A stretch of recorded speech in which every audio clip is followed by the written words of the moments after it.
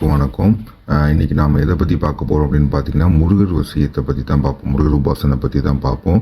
இந்த மார்கழி மாதம், தை மாதம், இந்த 2 மாதம் பார்த்தீங்கன்னா முருகருக்கு ரொம்ப உகந்த நாள். இந்த 2 மாதமும் நிறைய முருகர் வழிபாடு நல்லா பண்ணுவாங்க. இந்த டைமில் நீங்கள் உபாசனை எடுத்தீங்கன்னா ரொம்ப நல்லது.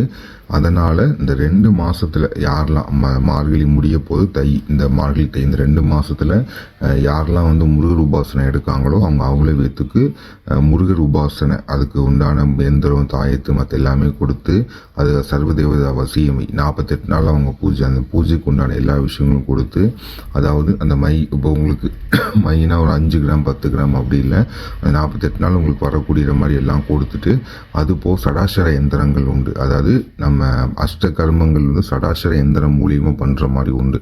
வசியம், மோகனம், ஸ்தம்பனம், ஆகர்ஷணம், வித்வேஷனம், மாரணம் அப்படின்ட்டு சொல்லிட்டு நமக்கு அந்த சடாசரத்தை வச்சு நம்ம அஷ்ட கர்மங்கள் செய்கிற மாதிரி பேதனம் எல்லாமே நம்ம பண்ணுற மாதிரி உண்டு. அந்த முருகர் உபாசனை எடுக்கிறவங்க அவளே வேத்துக்கும் அந்த சடாசரத்துக்கு உண்டான எல்லா விஷயங்களும் அதையும் நான் கொடுத்துருவேன்.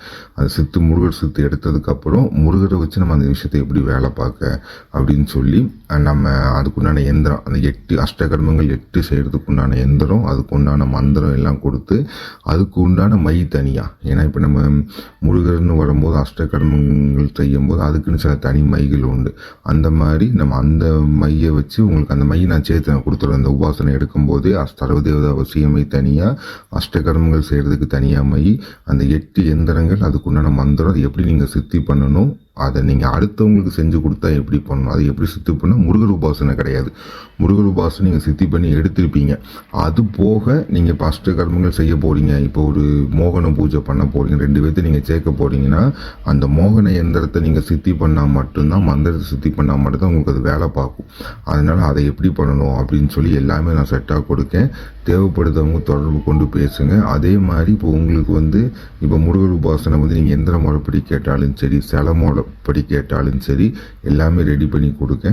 நீங்கள் சிலவங்க இல்லை எனக்கு சில எனக்கு நான் வாங்கி கொடுக்கலாமா, நீங்கள் பண்ணி தருவீங்களான்னு கேட்கீங்க. தாராளமாக பண்ணலாம். நீங்கள் சில வாங்கி கொடுத்தீங்கன்னா நம்ம அந்த மற்ற விஷயத்த உங்களுக்கு எல்லாம் செஞ்சு ரேட்டு சொல்லி செஞ்சு கொடுப்பேன். அவ்வளோதான்.